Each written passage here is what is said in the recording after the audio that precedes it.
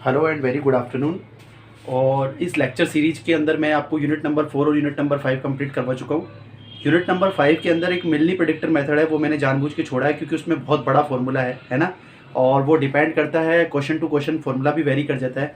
इसलिए अगर हमने 5 में से कोई 4 मेथड कंप्लीट कर लिए हैं तो हमको वो मेथड पढ़ने की कोई ज़रूरत नहीं, हमारे उस यूनिट के 16 नंबर कन्फर्म है। ठीक है। और as a third unit we will start unit number 1 या यूनिट नंबर 2 है आई थिंक, लाप्लास ट्रांसफॉर्म। ये आपकी यूनिट नंबर 2 है। इस लाप्लास ट्रांसफॉर्म का एक जनरल इंट्रो मैं आपको बता दूं कि इसके अंदर कितने टॉपिक हैं और कितनी वीडियो के माध्यम से मैं ये सारी चीज़ें क्लियर करवाऊंगा। ठीक है। इसके अंदर बेटा अगर इसको कोई समझे कि कितने टॉपिक हैं तो इसके अंदर एक तो है जनरल टॉपिक यानी कि जनरल क्वेश्चन, जहाँ पर आपको केवल लाप्लास निकालना होता है, केवल आपको लाप्लास ट्रांसफॉर्म निकालना होता है, केवल वो टॉपिक। उसके अलावा यहाँ पर एक इंपॉर्टेंट टॉपिक आता है प्रॉपर्टीज़ का। एक वीडियो की रिक्वायरमेंट इसके ऊपर होगी प्रॉपर। और प्रॉपर्टीज़ जो है वो काफ़ी बड़े टॉपिक है, तो प्रॉपर्टीज़ के ऊपर I think we need more than 2 videos.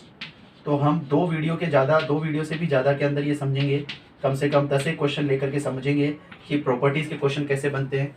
और इसके बाद में इसमें इंपॉर्टेंट टॉपिक है वो है कन्वोल्यूशन थ्योरम। और देन आफ्टर जो इम्पोर्टेंट टॉपिक है वो है आपका पार्शियल मेथड या पार्शियल फैक्टर मेथड। ठीक है। तो बेटा इसके अंदर जहाँ तक मेरा मानना है कन्वोल्यूशन थ्योरम और पार्शियल फैक्टर मेथड बहुत इंपॉर्टेंट टॉपिक है और प्रॉपर्टीज़ के क्वेश्चन भी बहुत आते हैं। जनरल इंट्रोडक्शन बहुत छोटी चीज़ है, उसके अंदर आपको केवल फॉर्मूलाज याद करने हैं, है ना। तो आप जैसे फॉर्मूला याद करोगे तो आपका ये चारों टॉपिक जो बच्चा पूरे अच्छे से कर लेता है वो लाप्लास के पूरे 16 नंबर ले लेगा। ठीक है। तो मैं सबसे पहले आपका फर्स्ट टॉपिक स्टार्ट करता हूँ, जहाँ पर आपको लाप्लास ट्रांसफॉर्म निकालना है। लाप्लास ट्रांसफॉर्म आपको निकालना है। तो सर पहली बात तो ये है कि लाप्लास ट्रांसफॉर्म के अंदर मैंने ये सुना है कि कुछ एक फॉर्मूले के सेट ऑफ फॉर्मूलेज होते हैं वो याद करने होते हैं। ये बात तो बिल्कुल सही है बेटा। जैसे लाप्लास के अंदर आपको 1 है तो 1 का लाप्लास 1/s होता है ना। t की पावर n है तो t की पावर n का जो लाप्लास होता है वो फैक्टोरियल n अपॉन s की पावर n+1 होता है। e की पावर at है तो इसका लाप्लास 1 अपॉन s माइनस ये होता है। ये याद करने पड़ेंगे फॉर्मूले। और e की पावर -at है तो e की पावर -at का लाप्लास 1 अपॉन s प्लस ए होता है। मान लीजिए आपके पास में लाप्लास ऑफ sin 80 है तो sin 80 का लाप्लास आपके पास में a upon s square plus a square होगा, है ना। ये सारे फॉर्मूलेज है, ये आपको याद करने पड़ेंगे। वैसे इनमें से किसी भी को भी प्रूव भी किया जा सकता है, किसी भी फॉर्मूले को उठा के प्रूव किया जा सकता है, प्रूव करने में कुछ भी नहीं है। एक आधा मैं इसको प्रूव करके भी दिखाऊंगा। cos 80 का ये होता है लाप्लास ऑफ साइन हाइपरबोलिक 80, तो बस ऊपर ए आएगा और नीचे प्लस की जगह माइनस हो जाएगा, बाकी सब सेम। फिर लाप्लास ऑफ कोस हाइपरबोलिक 80 तो ये बन जाएगा आपका ए अपॉन एस स्क्वायर माइनस ए स्क्वायर, तो इधर ए की जगह एस हो जाएगा। तो कम से कम इतने फॉर्मूले तो आपको याद करने ही करने पड़ेंगे, उसके अंदर तो कोई ऑप्शन ही नहीं है। ठीक है। ये फॉर्मूलों का सेट तो आपको याद करना होगा। आप एक बार स्क्रीन पे ध्यान से देखिए, कोई बहुत बड़े फॉर्मूले नहीं है, कोई बहुत ज़्यादा टफ फॉर्मूले नहीं है। केवल एक बार आप इनको अगर प्रैक्टिस करेंगे तो आपको ये फॉर्मूले जो हैं वो याद हो जाएंगे। सर इनमें से आप बोल रहे थे थोड़ी देर पहले, इनमें से आप किसी को भी प्रूव करके दिखा सकते हो। तो हम एक क्वेश्चन करते हैं, है ना। वैसे ये फॉर्मूले हैं, इनको याद भी रखा जा सकता है, कोई दिक्कत नहीं है। लेकिन अगर जैसे मान लो कोई बच्चा ये चाहता है कि एक आधे को प्रूव करके पता तो चले कि लाप्लास मानी है क्या, है ना, तो कैसे ये होगा। तो देखो बेटा, लाप्लास को अगर आपको प्रूव करना है तो एक फॉर्मूले का सेटअप है, उसके अंदर आपको लाप्लास डाल देना है। ठीक है। कैसे चीज़ है सर, वो क्या चीज़ है, वो आपकी कुछ इस तरीके की चीज़ है कि जैसे मान लीजिए वो आपको कोई लाप्लास निकालने के लिए बोलता है। ठीक है बेटा। और वो आपको जब लाप्लास निकालने के लिए बोलता है तो आपको करना क्या है, किसी भी फंक्शन का लाप्लास निकालने के लिए जब आपको बोला जाता है तो मतलब आपको क्या करना है, आपको उसको एक पर्टिकुलर फॉर्मूला है इंटीग्रेशन का, उस इंटीग्रेशन के अंदर रखना है। ये मैं केवल आपको इसलिए बता रहा हूँ ताकि आपके दिमाग में ये नहीं हो कि डायरेक्ट फॉर्मूले याद करने के लिए सर क्यों कह रहे हैं, क्या इनका कोई प्रूफ नहीं है। बाकी अगर कोई बच्चा डायरेक्ट फॉर्मूले याद करना चाहता है तो डायरेक्ट फॉर्मूले याद कर ले, कोई जरूरत नहीं है ये सीखने की कि कैसे निकालना है ना। जैसे मान लो बहुत सारे बच्चों को इंटीग्रेशन में प्रॉब्लम रहती है तो वो ना समझे इस चीज़ को, कोई दिक्कत नहीं, बट मैं बता देता हूँ।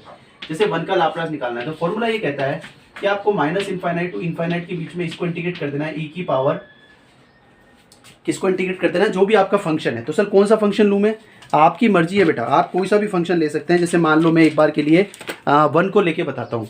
तो मान लो मैंने 1 को लिया तो यहाँ पे मैं लिखूंगा e की पावर st ft dt, ये लाप्लास की डेफिनेशन है। ठीक है। किसी भी फंक्शन का आपको लाप्लास निकालना है तो ये उसकी डेफिनेशन है। आप इसके अंदर ft फंक्शन की जगह 1 रख दो तो ये हो गया -∞ टू +∞ e की पावर st इंटू 1 dt। ठीक है।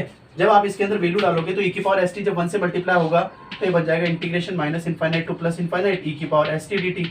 और ई की पावर एस टी का इंटीग्रेशन अगर आपको याद है तो आपको समझ लेना है कि ई की power s T upon S होता है, ठीक है। अब इसके अंदर एक बार आप माइनस इनफाइनाइट डालोगे, एक बार आप प्लस इनफाइनाइट डालोगे, है ना। तो जब आप ई की पावर इनफाइनाइट डालोगे, सॉरी ये 0 टू इनफाइनाइट होता है, माइनस इनफाइनाइट नहीं, 0 टू इनफाइनाइट, है ना।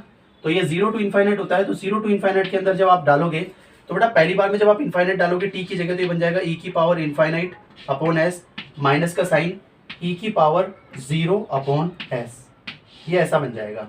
और यहाँ पे फंक्शन होता है ई की पावर माइनस एस टी, ई की पावर माइनस एस टी, ठीक है। तो इसके अंदर जब आप वैल्यू डालोगे तो क्या हो जाएगा, ये हो जाएगा ई की पावर इनफाइनाइट जो होता है वो कितना होता है 0।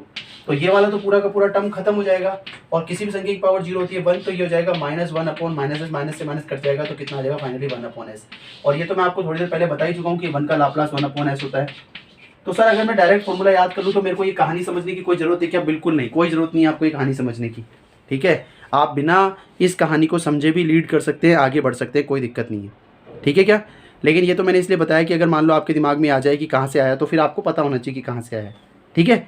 हम लोग चलते हैं आगे की तरफ और जनरल क्वेश्चन लेते हैं। अब आपको फॉर्मूले अगर याद हैं तो एक बार के लिए हम लोग ये कंसीडर करके चलते हैं कि मैंने जितने फॉर्मूले आपको बताए वो फॉर्मूले अगर आपको याद है बेटा तो देखो मैं एक बार साइड में फिलहाल वो फॉर्मूले लिख देता हूँ ताकि आप थोड़ा सा आइडेंटिफाई कर पाए। जैसे ई की पावर 80 का लाप्लास कितना होता है, तो थोड़ी देर पहले मैंने आपको बताया ये 1 अपॉन एस माइनस ए होता है, ठीक है। और टी की पावर एन का लाप्लास कितना होता है, तो मैंने आपको भी थोड़ी देर पहले बताया फैक्टोरियल एन अपॉन एस की पावर एन प्लस 1 होता है, ओके। फिर मैंने आपको बताया साइन 3t का या साइन 80 का लाप्लास कितना होता है। बस बेटा इसमें अपन कंपेयर करेंगे और कुछ भी नहीं करेंगे। तो साइन 80 का लाप्लास मैंने आपको बताया कि ये होता है a upon s square plus a square, that means कुछ नहीं, बस ये इतना होता है। और कोस का कितना होता है। तो बेटा जैसे ये 4 फॉर्मूले अगर आपको याद है ना तो देखो केवल इनको अपने को अप्लाई करना है। कैसे सीखते हैं, यहाँ पे इसने बोला कि इन सबके अलग अलग लाप्लास लगा दो। पहली बात तो लाप्लास ऑफ ई की power 2t plus Laplace of 4t³ plus Laplace of -5 sine 3t, सबके इंडिविजुअल लाप्लास लगा दिया और कुछ भी नहीं है। और प्लस 7 मतलब लाप्लास ऑफ 7 cos 2t, ठीक है बेटा। अब इसमें कॉन्स्टेंट टर्म जो है ना उनको बाहर कैच